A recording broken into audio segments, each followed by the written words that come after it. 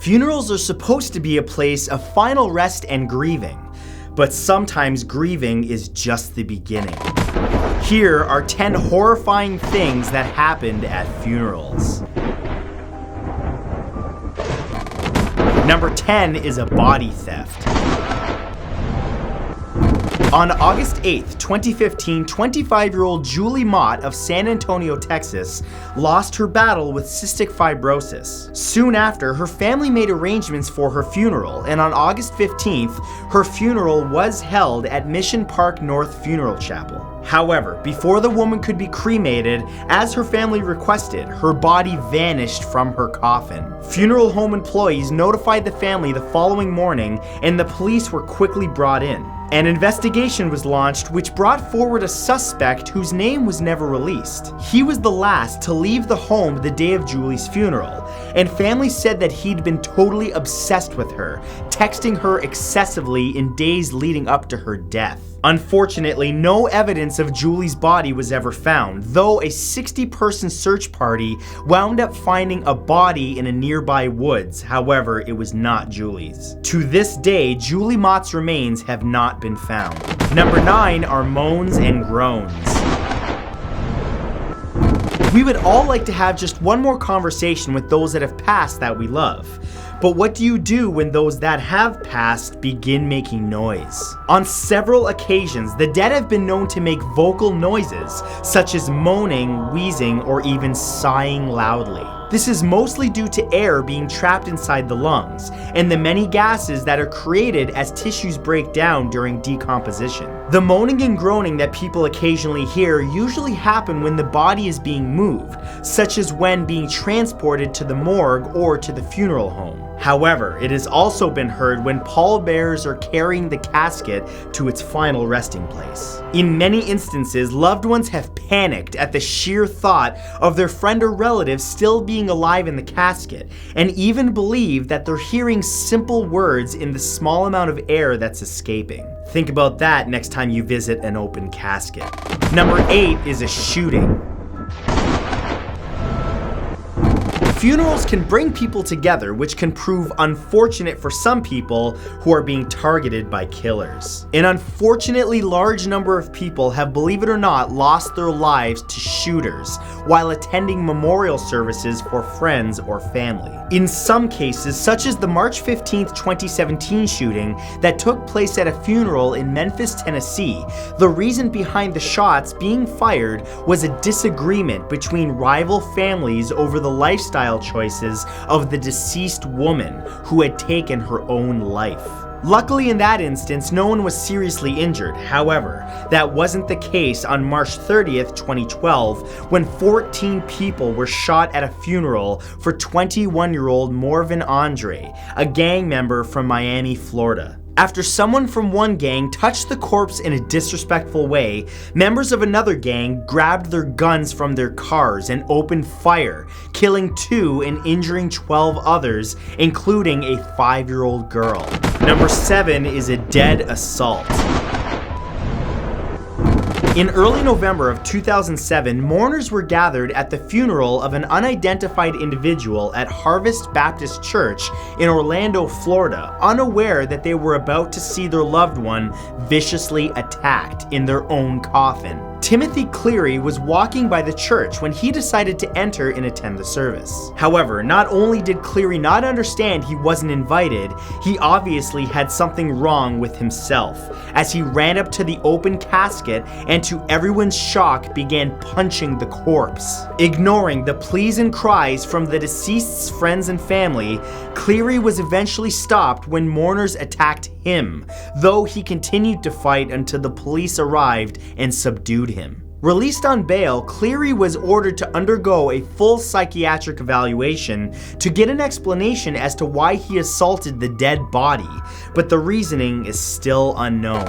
Number 6 is the ghost at a funeral. On the list of types of buildings most likely to be haunted right after hospitals and insane asylums rests the funeral home. With all of the bodies and mourning happening within the walls of these places, it's no wonder people often claim to get eerie feelings or experience cold spots while inside them. Many have claimed to witness a passed away loved one standing near their coffin or beside their spouse or family for a moment, just before they disappear. But the truly brave are the morticians who have to deal with these apparent ghosts daily. One morning sometime in 1999, an unnamed mortician was working to prepare for a funeral that was scheduled for later that same morning. While in the men's room, the mortician saw a man in a blue suit walk by the bathroom door, only to disappear once he was around the corner. Unable to find him, the mortician went back to work, only to find that the body he was preparing was the same man in the blue suit. Number 5 is back to life. It's pretty hard to find something more shocking than having a dead loved one come back to life at their own funeral. That is, until you hear of the story of Swapna and Michaela Srivanis, who actually witnessed the unbelievable resurrection of their own baby who died just a couple days earlier. The couple's newborn came into the world on July 1st, 2017, a whole month too early and severely underweight. After giving birth at a private hospital, they were transferred to Mahatma Gandhi Memorial Hospital in India, where the next morning, doctors informed the parents that their infant daughter had died due to her being too weak. Heartbroken, the couple quickly made funeral arrangements for the following day. However, upon receiving her last rites, the baby suddenly began moving. Alarmed, they rushed back to the hospital where police stopped them from attacking the doctors in rage. Was this a miracle or something more sinister at work? A simple medical mistake or something more? Number 4 are 2 bodies. When a family elects to have a closed casket ceremony for their deceased loved one, it's usually out of respect for the departed's privacy. It's then up to the mortician to ensure that respect is given. However, in the case of funeral home director Mark Villela, that privacy was more than just invaded. After having a fight with his 28-year-old wife Exili at their Florida home on August 5th, 1999, 29-year-old Villela stabbed her to death while she slept. Then, on August 9th, as people mourned the loss of an 89-year-old woman with a closed casket ceremony, he stuffed Exili's body alongside hers. Friends and family of the woman had no idea that they were attending not one burial but 2. After co-workers became suspicious when Exili failed to show up to work and Mark stopped calling in to check on her, they notified the police. The body was exhumed and the funeral home director was arrested immediately. A twisted end to not 1 but 2 lives. Number 3 is cheering up mommy.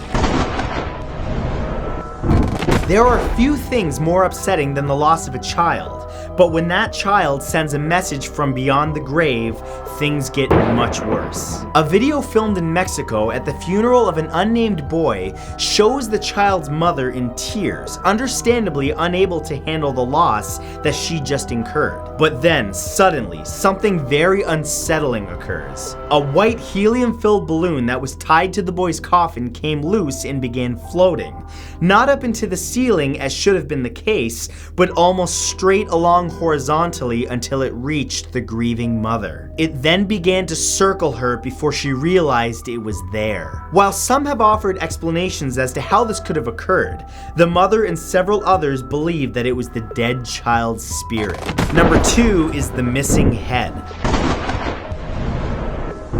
Being a mortician is an incredibly stressful and creepy job, especially when you realize they spend more time with the dead during a regular day than they do with the living. But on July 26, 1986, that creepy job became a whole lot more startling for an employee of a funeral home in Mount Vernon, New York. That morning, they were preparing the body of Anthony Parisi, a local grocery store co-founder who'd passed away days before of natural causes. However, when they opened the casket lid, they found that the body was missing his head. Police were called in, but disturbingly, they found no evidence of a break-in, and nothing else in the funeral home appeared to be missing or even moved in any way. It was concluded that a hidden individual must have used a scalpel or even a razor to remove the head, though to this day, the case is a mystery that remains unsolved. And number 1 is a poisoning.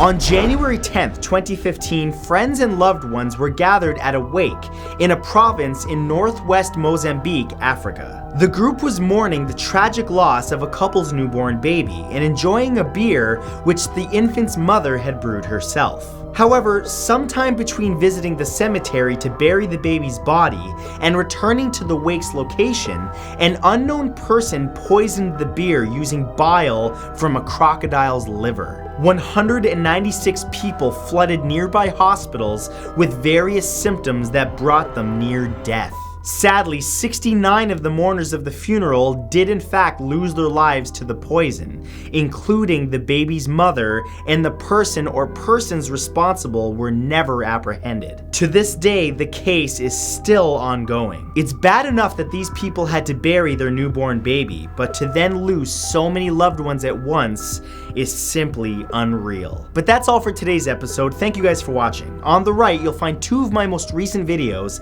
that you can press or click on your screen right now if you'd like to watch some more. And other than that, I will see you in the next video. Sweet dreams.